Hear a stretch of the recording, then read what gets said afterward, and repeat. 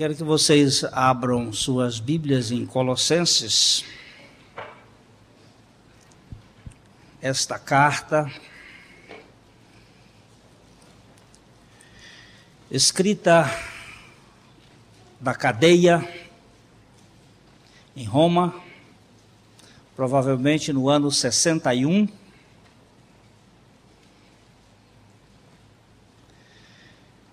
em que Paulo fala a uma igreja que ele provavelmente não tenha visitado, não conheceu fisicamente.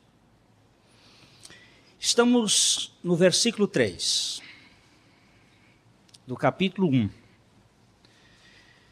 Damos sempre graças a Deus, Pai de nosso Senhor Jesus Cristo, quando oramos por vós.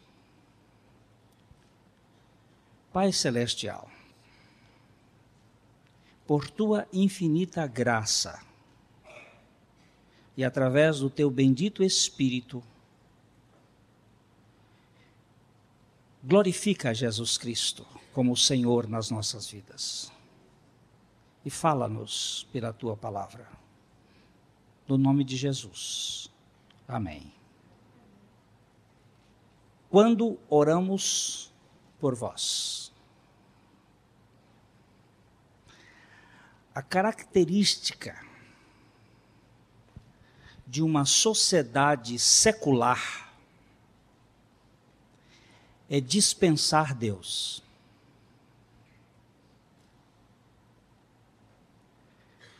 Deus é inútil.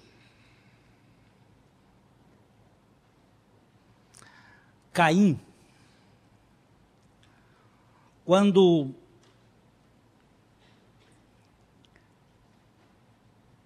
se rebelou contra Deus, ele procurou sair da presença de Deus. No capítulo 4 de Gênesis, no versículo 16, retirou-se Caim da presença do Senhor e habitou na terra de Nod, ao oriente do Éden. Você aqui nesse texto tem a fuga de Caim para a terra de Nod. Nod significa peregrinação. E ao oriente do Éden. E é interessante que do Éden, do oriente do Éden, procede toda a filosofia do antropocentrismo. A palavra de origem grega, antropos é homem, centrismo, centro. O homem se tornando a medida de todas as coisas. O homem se tornando o padrão. Caim saiu da presença de Deus e foi para o oriente do Éden, na terra de Nod. Ali ele construiu a primeira cidade, que teve o nome de Enoque, o nome do seu filho. Enoque significa celebração e quer dizer estamos satisfeitos. Nos basta. A cidade é uma característica da pessoa ou do grupo que não precisa propriamente de Deus. Porque a associação, as pessoas, elas se tornam bastantes entre si. E o grupo acaba se tornando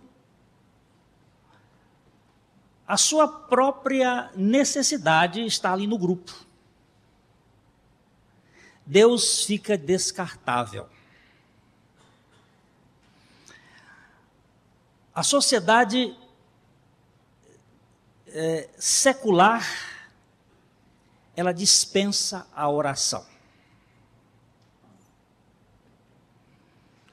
É interessante que só depois de 235 anos de história humana apareceu a primeira oração.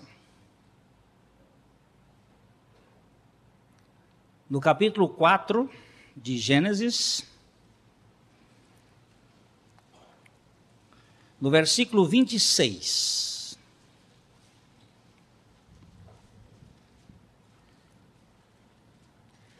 A Sete nasceu-lhe também um filho, ao qual pôs o nome de Enos. Daí se começou a invocar o nome do Senhor. Como é que eu sei que são 235 anos? Porque quando você conta que Adão tinha 130 anos quando nasceu Sete, e conta que Sete tinha 105 anos quando nasceu Enos, 105 com mais 130, 235. Sem invocar o Senhor. Numa sociedade absolutamente secular, onde Deus não entra.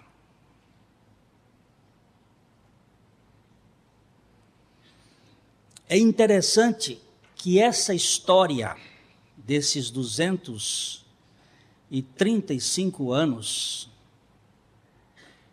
ela não é contabilizada nos seus detalhes na Bíblia. A partir de Enos,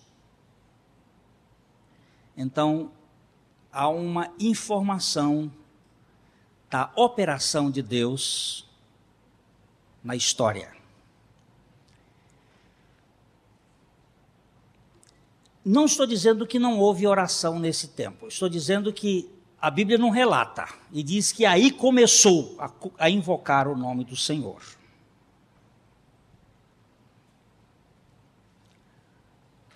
Paulo começa a sua carta dizendo: todas as vezes que oramos por vós, ao Pai de nosso Senhor Jesus Cristo,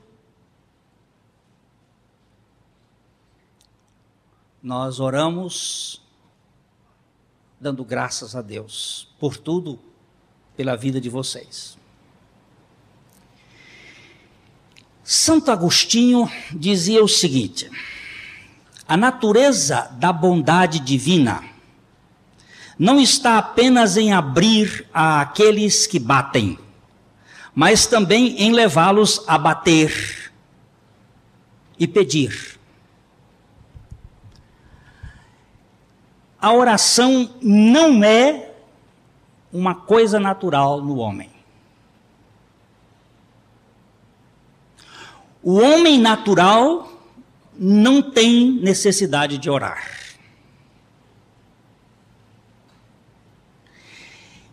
E a sociedade, ou o grupo, ou a pessoa influenciada pela doutrina gnóstica, não tem nenhuma necessidade de oração.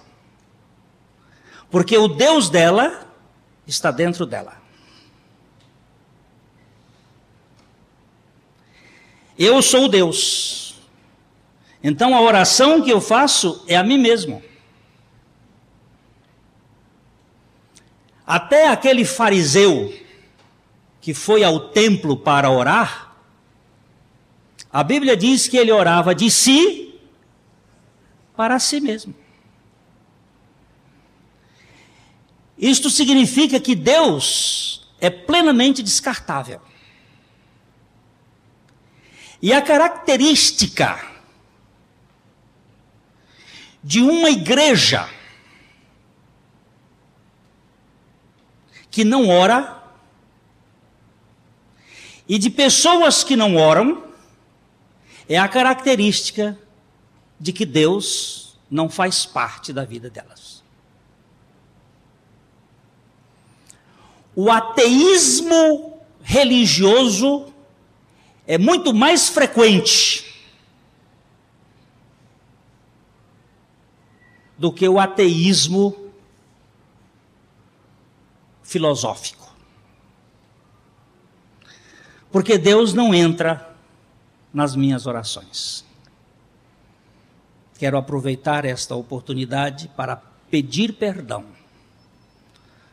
a vocês por não ser uma pessoa de oração. E Deus tem falado profundamente comigo. Você me dispensa quando você não ora. Outro dia eu vi uma das grandes bobagens de um amigo meu. Dizer, eu não oro muito, eu só agradeço. Parece que ele estava dizendo uma grande coisa, mas na verdade ele estava dizendo uma grande bobagem. Quem não ora, também não agradece. E quem não ora, não tem intimidade com Deus. Agostinho disse que além da pessoa bater, é preciso que Deus os motive a bater. A oração, antes de ser da pessoa, ela é uma ação de Deus na vida da pessoa. É Deus quem nos leva a orar. E se nós não estamos orando, é porque Deus está do lado de fora. Assim como na igreja de Laodiceia. O que aquela igreja representava? Para alguns estudiosos, a igreja de Laodiceia é o nosso tempo. Segundo uma interpretação que eu esposo também, que eu aceito, as 7 igrejas, dentro do seu número representativo, 7 como um número perfeito, elas representam a história da igreja desde o seu surgimento no dia de Pentecostes até o advento de Cristo no arrebatamento. E cada igreja daquelas tem uma ênfase. Éfeso, representando a igreja nascente. Esmirna, representando a igreja perseguida no tempo do império. Pérgamo, representando o surgimento do Estado governando a igreja, um casamento, Pergamo, o casamento entre o poder político, iniciado com Constantino e oficializado com Teodósio, em que houve o casamento do Estado com a igreja. Tiatira, o surgimento da igreja católica. Sardes, o surgimento da igreja protestante. Filadélfia, o surgimento do avivamento. E Laodiceia, a nossa história.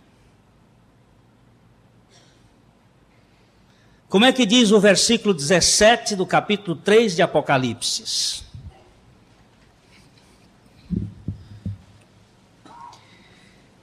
Pois dizes, estou rico e abastado, e não preciso de coisa alguma, e nem sabes que tu és infeliz, sim, miserável, pobre, cego e nu.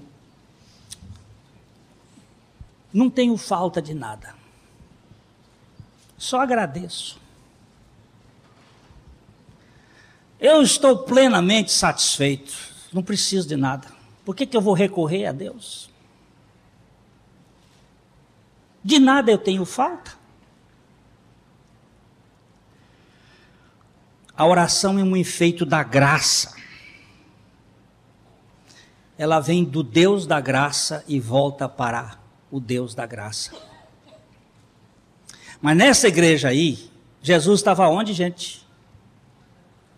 O que é que diz o versículo 20? Eis que estou à porta e bato. Se alguém ouvir a minha voz e abrir a porta, entrarei em sua casa e cearei com ele e ele comigo. Onde é que está Jesus aí? E o que ele está querendo? Entrar. E quem é que não deixa entrar? Quem está do lado de dentro, que não quer abrir a porta. Onde é que está Jesus na nossa história? Como é que nós oramos? O pecado nos tornou seres arrogantes. O orgulho descarta por completo a necessidade de Deus. Quanto mais soberbo, menos oração. Se não oramos, o diagnóstico está certo. Vaidade, petulância, autossuficiência. Leonardo Ravenhill diz assim: os autossuficientes não oram. Os autossatisfeitos não querem orar. Os autojustificados não conseguem orar.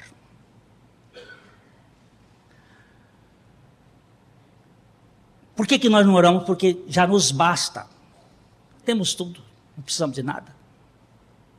E não sabes que és um miserável, um cego, um pobre, um nu. Pastor Thomas, hoje, Deus usou tão profundamente para o meu coração. Eu estou aqui em pé, mas está quebrado. Muito quebrado. Deus, chega de superficialidade na minha vida. Precisamos urgentemente da graça de Cristo para aprendermos a orar. A duquesa de Gordon orava desse modo: Pai, dá-me graça para eu perceber a necessidade da graça. Pai, dá-me graças para eu saber pedir-te graça. E, ó Pai querido, quando a graça me for dada, dá-me graça para recebê-la. Porque a graça, ela anula com toda a nossa arrogância. A grande necessidade que nós temos hoje é de aprender a orar. Paulo era um homem de oração, na cadeia ele orava. No meio das tribulações ele orava. E ele disse: quando eu oro por vocês,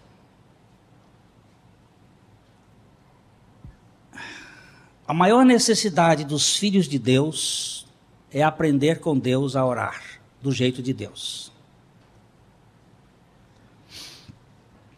Os discípulos de Jesus fizeram uma oração para ele. Tem poucas orações feitas a Cristo, e menores ainda ao Espírito Santo registradas na Bíblia. Mas uma das orações feitas, aliás, eu quero dizer para vocês que o demônio nunca ora ao Pai, mas ele ora a Cristo. Tem 3 orações do demônio. Aliás, tem uma assim ao Pai, tem uma assim, a de Jó. Eu estou dizendo uma bobagem agora. Aliás, eu sempre digo, quando eu não olho a palavra de Deus com cuidado. Tem uma feita ao Pai. E tem 2 feitas a Cristo. Ah, não, é só uma feita a Cristo. Deixa sair daqui e entrar nos porcos. Aliás, é uma oração de porqueiro. Agora, as outras orações do demônio, uma foi, me dá o Jó aí que eu vou dar um serviço nele. E a outra oração foi, Simão, Satanás vos pediu para vos cirandar como o trigo. Satanás também ora. Porque tem coisas que ele faz que só pode fazer com a permissão de Deus. E muitas vezes Deus permite para o bem dos seus filhos que o Satanás faça uma boa obra.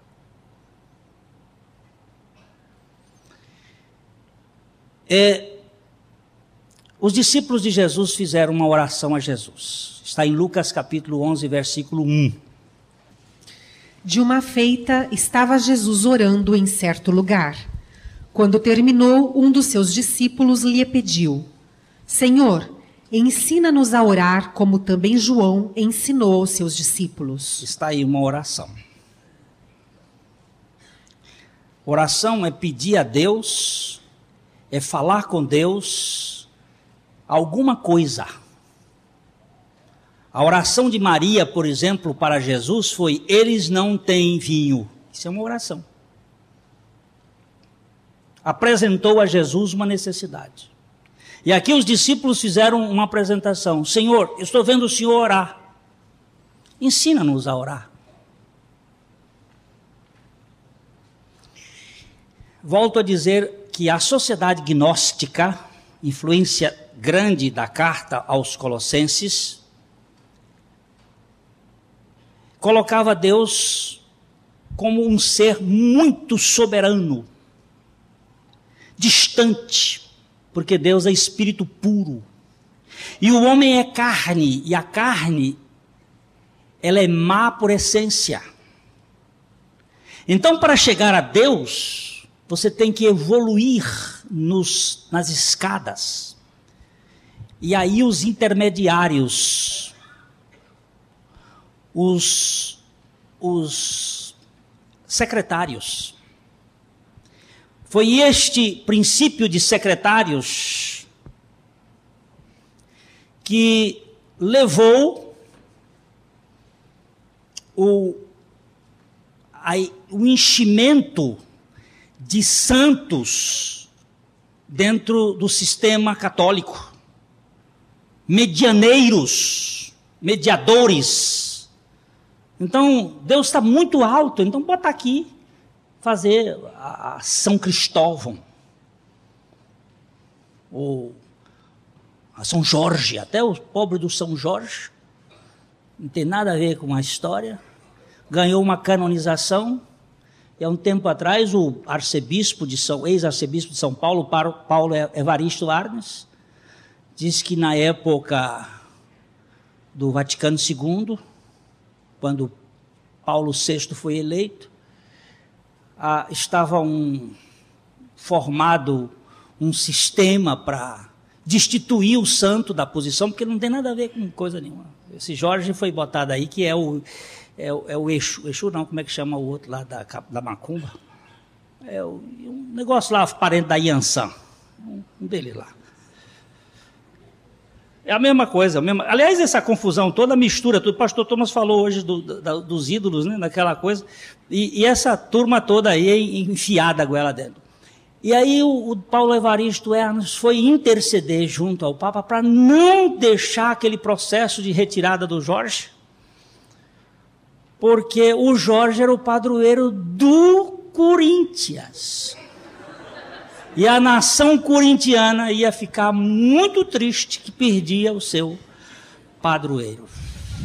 E aí, o Papa Paulo VI, isto estou dizendo, em totem.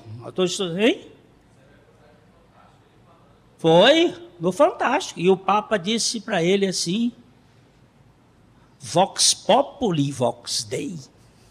A voz do povo e a voz de Deus, então vamos deixar ele no lugar de santo.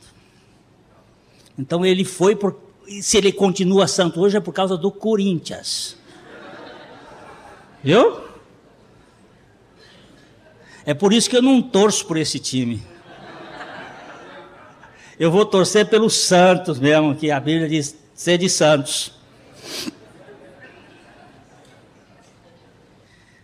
Senhor, tu sabes que a minha vontade é fraca de acordo com a minha carne. Senhor, que a tua vontade faça com que a minha vontade queira fazer a tua vontade. Esse a gente sabia orar. Que a minha vontade é muito fraca. Então faça com que a tua vontade faça com que a minha vontade queira fazer a tua vontade. Porque de outro jeito eu não vou fazer nada. Senhor, ensina-nos a orar, pediram os discípulos. E Jesus então foi ensinar a orar. Orar é coisa que a gente aprende. Disse, o homem velho não sabe orar. E o homem velho não gosta de orar. O homem secular não gosta, ele foge da presença de Deus. Ele vai para Nod, ele vai para o Oriente, ele vai buscar os poderes de Grace Cole. Ele vai buscar as forças esotéricas. Ele vai, inclusive, grande parte das orações, vou dizer agora aqui, do chamado mundo evangélico, é mantrismo. Depois nós vamos explicar o que é isso. E gritaria é exatamente o oposto da oração, é coisa de Baal. Quanto grita, essa gritaria que faz, lá no tempo do profeta Elias, 400 profetas de Baal fizeram lá uma arruaça e se martirizavam e clamavam e gritavam. E o profeta do lado de fora dizendo assim, grita mais alto. Quem sabe ele está dormindo. E eles gritando, e ele dizia assim, grita mais alto. O profeta era zombeteiro, ele era irônico. Grita mais alto, quem sabe ele foi lá na casinha. É assim, não é assim não, é mais pesado. É mais pesado que está no original. Ele foi esvaziar o ventre. O Deus de vocês não tem condições de atender. E eles ficavam gritando. Oração é coisa séria. Nós estamos falando da soberania de Cristo no livro de Colossenses. E a igreja moderna está sendo influenciada por este mundo aiônico do gnosticismo. Nós perdemos Deus de vista, ele está do lado de fora. É por isso que fica gritando, que ele não escuta, está fora. Se ele tivesse juntinho, era um falar de coração para coração. Ensina-nos a orar. O único mestre da oração é Jesus. Ensina-nos a orar. Aí, capítulo 11, de Lucas, verso 2. Então ele os ensinou. Quando orardes, dizei, Pai, santificado seja o teu nome. Oh, meu Deus. Quando orardes, dizeis, Pai.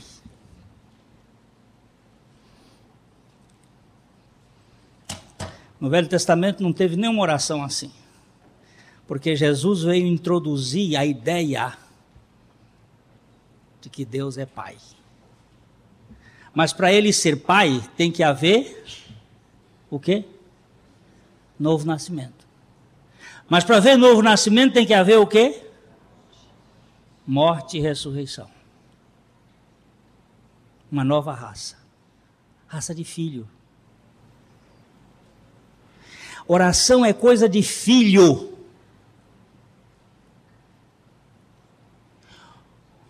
Oração não é coisa de pedinte. É coisa de filho. A primeira coisa de uma oração é Pai. Por favor. Você pode fazer a oração que você quiser. Fale com a primeira pessoa da Trindade. A primeira pessoa da Trindade é o Pai. Todas as coisas vão convergir no final das contas para Ele. Ele é o Supremo. Não o Criador apenas, mas o Pai. Muitas orações nossas são assim. Senhor, nós estamos gratos porque estamos aqui. Por favor. Isso é Velho Testamento. Pai. A não ser que você não seja filho dele. Se você não é filho dele, então você chama Deus. Lembra-se que Jesus, lá na cruz, houve um momento em que ele disse, tu me desamparaste, tu virastes as costas. Ele não chamou de pai. Ele disse, Deus meu, tu és o Criador. Aqui eu estou com os pecados da humanidade. E os pecados separaram-me de ti. Mas se Deus é pai, o único tratamento que Ele quer que você faça com Ele é pai. Abba. Pai. Mas só quem pode fazer isso é filho.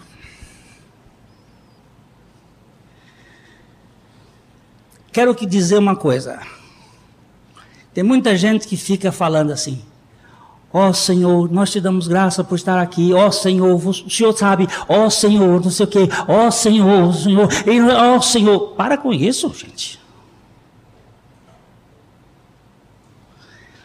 Eu não vou conversar com Thomas. Ô Thomas, como é que você vai? Tudo bem? Ô Thomas, você sabe qual foi o jogo hoje do Santos e do Corinthians? Não sabe não? Ô Thomas, como é que vai a Clary? E como vai o Daniel, Thomas? Thomas, você... E fica Thomas. Ele vai dizer assim, que essas manias de ficar Thomas? Thomas, o teu rumo, rapaz. Conversa comigo, você já me chamou uma vez, já sabe que sou eu, você está falando comigo, por que fica Thomas? E assim na oração nós ficamos, ô fulano, ô ciclano, ô Deus. Isso não mostra, não é nem infantilidade, eu queria que a oração fosse infantil mesmo. Uma oração de criança. Mas nossa oração, ela é de mendigo.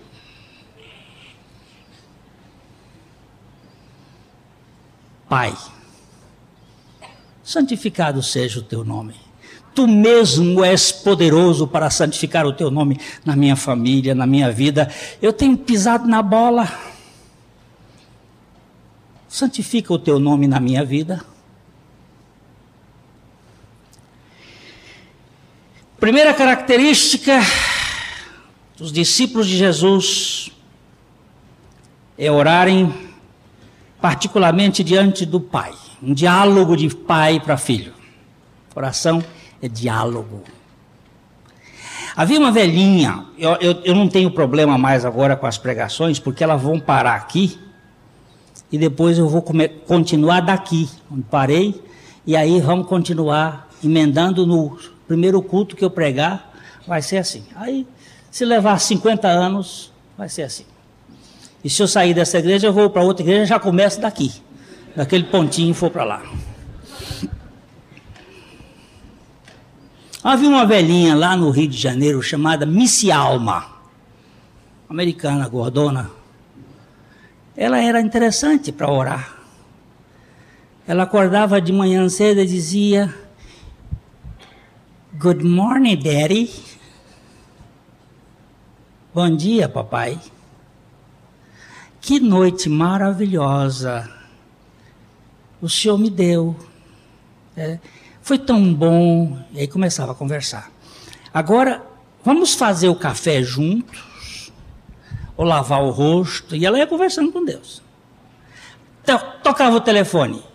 Pai, espera um momentinho que eu vou atender esta pessoa. Você diz assim, bobinha. Bobão você que pensa assim. Atendia o telefone e voltava.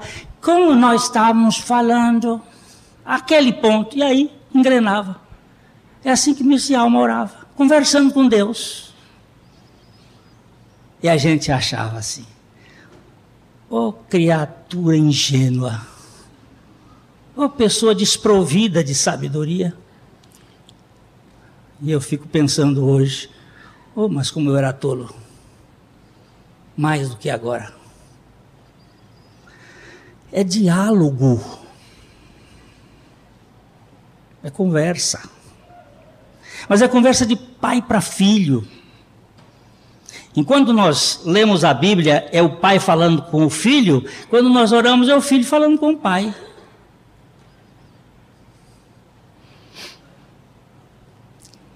A fé cristã é basicamente a constituição de uma família. Em Hebreus capítulo 2, verso 10, nós temos aqui o que ele veio fazer? Ele veio fazer uma família.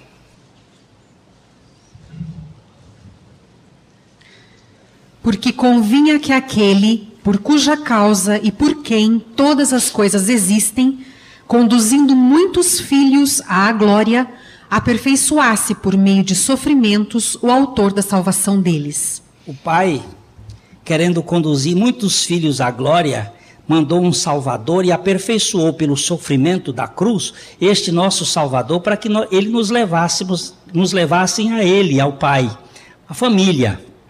Família. Eu sei que hoje está muito vulgarizado esse nome irmão. Até deboche, algumas pessoas dizem assim, ô irmã, ô irmão. Mas na verdade, biblicamente, nós somos. Eu devia tratar Thomas não é como pastor Thomas, mas como irmão Thomas. Ô irmão Thomas. Ô irmão Glênio. E nós somos uma família. Ô mano velho, como é que você vai? Ou carinhosa, ou irmão é o termo, porque é família. A família dos eleitos de Deus, que tem um pai, que pode conversar com esse pai. Lurdinha, Curichaque.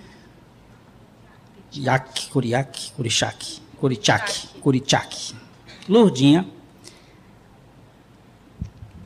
teve um câncer. E ela foi ao médico. E o médico disse assim, eu tenho duas notícias para você. Eu tenho uma notícia boa e uma outra má. A boa é que você vinha num avião, o avião caiu e só você se salvou. A má é que você está com câncer.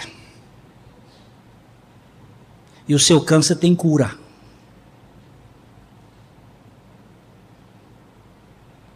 A Lourdinha disse que saiu dali meio tonta. Ela me contou ontem lá no encontro do Vides. E ela disse, eu não queria ficar com ninguém. Eu não queria nem minhas filhas. Eu queria ficar com o meu pai.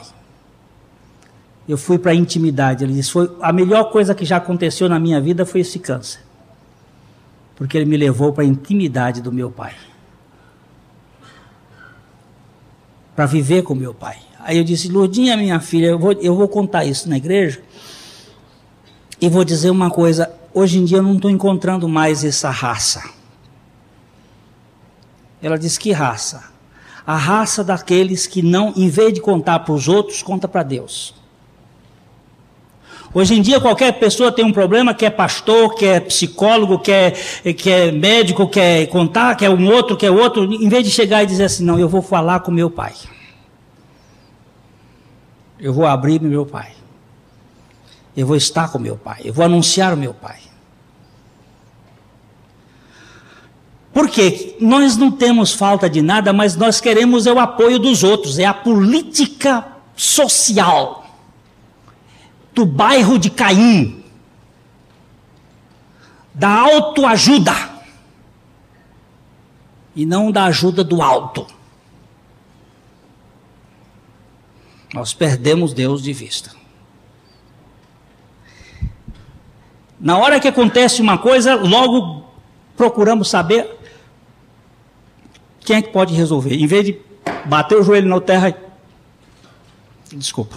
bater o joelho no chão e dizer: Senhor, Pai, aqui o problema. Não, a gente quer e fica tudo agoniado, tudo agoniado. O pior da coisa, a mentalidade moderna é já. Diretas já. O que é outra já? Tinha um tempo aí que... Tinham outras coisas que é já. Tudo é agora, não pode demorar. O Lírio estava me contando que quando o pai dele comprou as terras lá em Marialva, os avós dele vieram de Santa Catarina naquelas carroças. Não é aquela carroça de pneu, não, aquela de rodadura. De Santa Catarina até Marialva, puxado a cavalo, toque, toque, toque, toque. Quanto tempo? Uns 20 dias, 30 dias, 40 dias, sei lá quanto. Dom Pedro II chegou em Jataizinho, do Rio de Janeiro a Jataizinho, veio até ali. Jataizinho pode se considerar famoso, teve imperador lá. Veio como? A cavalo. Quanto ele gastou? Quanto tempo? 3 meses. Vindo, parando, evidentemente, mas veio do Rio de Janeiro para cá. Hoje, entrou aqui num 737, São Paulo, puf, Rio de Janeiro, Galeão, puf, estou lá no Rio de Janeiro, 1h e isso influencia a mente. O mundo moderno é já. Tem um negócio de telefone celular, puf, puf, puf, puf, estou falando lá no fim do mundo. E a gente quer Deus, já. Deus diz: espera. Esperei com paciência pelo Senhor. Ele se inclinou para mim e me ouviu. No reino de Deus tem um negócio chamado paciência, que o mundo moderno não tem, por isso não gosta de orar.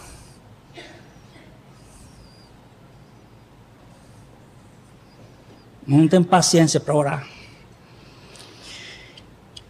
A oração é a relação dos filhos com o Pai. Portanto, a conversa é dirigida somente ao Pai. Volto a afirmar aqui. Paulo orou assim: damos sempre graças ao Pai de nosso Senhor Jesus Cristo. E não é só Pai de nosso Senhor Jesus Cristo, mas também nosso Pai. A oração deve ser feita sempre ao Pai. Pai. Você tem pai? Ou você é bastardo? Hoje em dia, até o nome dos pais, eu já falei isso num outro culto, o nome do pai já sumiu da certidão de nascimento. Filho de quem? Eu sou filho de Isabel Fonseca Paranaguá. Coitado de meu pai Augusto, agora sumiu. Agora não precisa mais, na carteira de identidade não precisa mais o nome do pai, só da mãe. Sabe por que é isso? Para não discriminar os filhos sem pai. A lei protegendo os filhos sem pai. Por quê? Porque a quantidade de filhos sem pai hoje é muito maior do que podemos imaginar. E até tem filho de chocadeira. E um dos dramas que outro dia meu médico contou foi de uma criança que o casal não podia ter filhos. Presta atenção nessa coisa. Eles não podiam ter filhos. Foram a um banco de esperma, escolheram um esperma, foram a uma moça,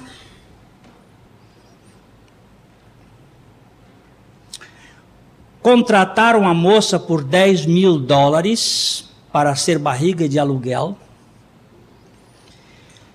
E a moça gestacionou, gerou a criança. No meio da gestação, o casal se desfez. Se separou. A criança nasceu, a moça disse, eu não quero, o produto não é meu. Fui encomendada para... A família diz, agora também não pago.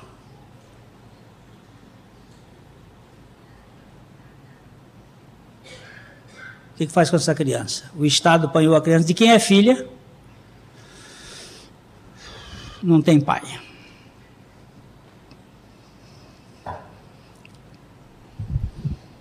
Oh Deus, tem misericórdia de nós.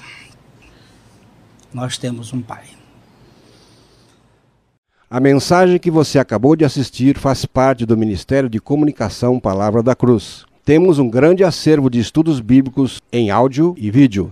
Distribuímos também gratuitamente o jornal mensal Palavra da Cruz. Entre em contato conosco pelo fone 0 operadora 43 3372 8900 ou pelo e-mail livraria@piblondrina.com.br. Visite-nos pelo site www.livrariapiblondrina.com.br ou acesse www.piblondrina.com.br. Graça e paz.